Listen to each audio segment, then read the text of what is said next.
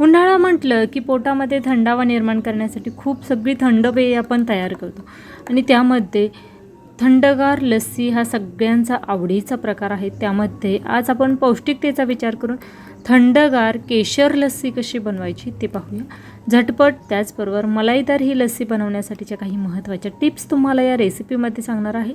साधी सोपी रेसिपी आहे, अवघ्या 5 मिनिटांमध्ये ही लस्सी बनवून तयार होते। त्यामुळे तुम्हाला जर अशा झटपट आणि सोप्या उन्हाळा स्पेशल समर ड्रिंकच्या रेसिपी पाहायच्या असतील तर आत्ताच चॅनलला सबस्क्राईब करून ठेवा, कारण इथे मिळतात वर्षभर एकही दिवस सुट्टी न घेता 365 रेसिपीज।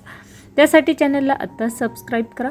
हाय हॅलो नमस्कार, मी कविता, तुमच्या आवडत्या कविताच किचनमध्ये सर्वांचं खूप खूप मनापासून स्वागत करते। उन्हाळा स्पेशल आज आपण थंडगार मलाईदार ही केशर लस्सी कशी बनवायची ते पाहूया। लस्सी करण्यासाठी आपल्याला अगदी घट्टसर दही लागणार आहे। ते मी बाजूला ठेवलेलं आहे, त्यावरील साय बाजूला काढून घेतली। तोपर्यंत आपण बेसिक तयारी करूया। त्यामध्ये केशरच्या 15 ते 20 काड्या थोडंसं गरम पाणी टाकून या ठिकाणी भिजत घालत आहे। या ठिकाणी पाण्याऐवजी तुम्हाला दुधामध्ये भिजत घालायचं असेल तरी घालू शकता। दही छान असं फ्रीजमध्ये ठेवून थंड करून घेतलेलं आहे। तुम्हाला जर या ठिकाणी दही थंड झालेलं नाही आणि लगेचच करायची आहे लस्सी तर तुम्ही आईस क्यूबचा वापर करू शकता। हे पहा, केशर छान असं आपण भिजत घातलेलं आहे। बेसिक आणखीन काय तयारी करायची ते मी सांगते। आता या ठिकाणी आपण हेल्दी होण्यासाठी ड्रायफ्रूट्सचा वापर करत आहोत। त्यासाठी 3 ते 4 बदाम आणि 3 ते 4 काजू घेतलेले आहे। थोडंसं गरम पाणी टाकूनच हे भिजवून घेते, म्हणजे बदामची जी साल आहे ती वरील पटकन मोकळी होते, पटकन काढता येते। त्याचबरोबर काजू आणि बदाम परफेक्ट असे लवकर भिजले जातात। त्यासाठी थोडंसं गरम पाणी करून त्यामध्ये मी भिजत घातलेली आहे। त्याचबरोबर या ठिकाणी साखर घ्यायची आहे। साखरेचं प्रमाण तुमच्या आवडीप्रमाणे तुम्ही कमी अधिक करू शकता, परंतु साधारणतः 2 कप लस्सी करण्यासाठी 1.5 चमचा एवढी साखर घेतलेली आहे। 3 विलायचीचे बीज जे आहे ते आपण यामध्ये टाकणार आहोत आणि मिक्सरला छान बारीक अशी ही साखर दळून घ्यायची, जेणेकरून विलायची देखील छान बारीक होईल।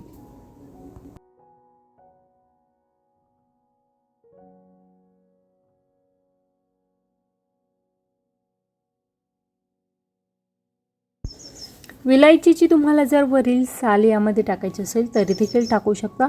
मिक्सरला साखरेसोबत विलायचीची साल देखील बारीक होते, परंतु मी ती चहामध्ये वापरणार आहे। त्यानंतर साखर आपली मिक्सरला छान अशी दळून झालेली आहे। आता बदामची वरील साल काढून घ्यायची।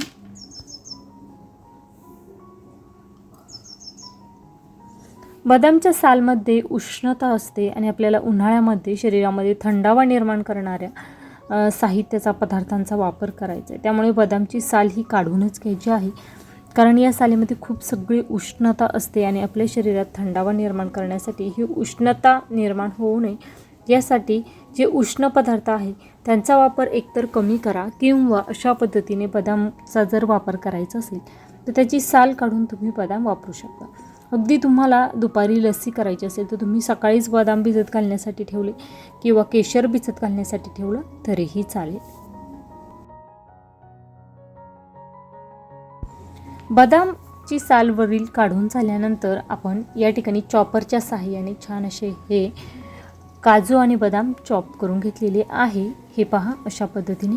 त्यानंतर या ठिकाणी जे दही होतं त्या दह्यावरील जी वरील साय आहे ती मी काढून घेतलेलं आहे आणि हलकंसं चमच्याच्या सहाय्याने ते मिक्स केलेलं आहे।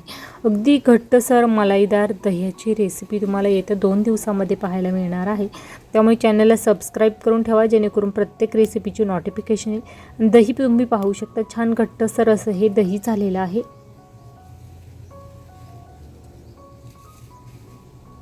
लस्सी करण्यासाठी दही घट्टसरच असायला हवं, त्याचबरोबर खूप आंबट नको, ताजं फ्रेश दह्याचा वापर करा, म्हणजे लस्सी चवीला छान होते। आता या ठिकाणी साखरची मिक्सरला दळून घेतलेली आहे, ती साखर यामध्ये टाकायची। त्यानंतर केशर आपण भिजत घातलेलं आहे ते केशर यामध्ये टाकायचं आणि छान असं रवीच्या साहाय्याने आपल्याला ते घुसळून घ्यायचं आहे, जेणेकरून केशरचा रंग, केशरची पौष्टिकता पूर्णपणे दह्यामध्ये उतरते आणि लस्सी आपली छान अशी पिवळसर रंगावर तयार होते। हे पहा, अशा पद्धतीने केशरचं पाणी टाकलेलं आहे आणि त्या ठिकाणी आपण लगेचच रवीच्या साहाय्याने छान अशी ही कुसळून घेणार आहोत. अगदी तुमच्याकडे दही करण्याचं जर भांडं असेल तर त्यामध्येच तुम्ही लस्सी करून ठेवली तर अगदी छान थंडगार लस्सी त्यामध्ये तयार होतो. हे पहा, दही आपल्याला छान घुसळून घ्यायचं आहे जेणेकरून साखर देखील व्यवस्थित अशी मिक्स होईल. अगदी तुमच्याकडे रवी नसेल तर तुम्ही बीटरच्या सहाय्याने देखील व्हिपक्रीमच्या याने आपण फेटतो बीटरच्या सहाय्याने, त्याने देखील तुम्ही छान असं हे फेटून घेऊ शकता. हे पहा, फेटून घेतल्यानंतर खूप छान असा रंग येत आहे.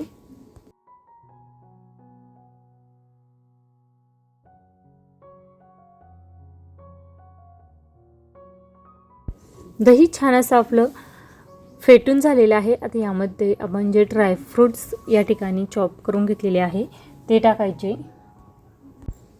आता हे ड्रायफ्रूट्स देखील आपण छान असे यामध्ये मिक्स करून घेणार आहोत आणि या ठिकाणी परफेक्ट अशी आपली लस्सी बनवून तयार झालेली आहे. लगेचच आपण ही थंडगार लस्सी या ठिकाणी सर्व करणार आहोत.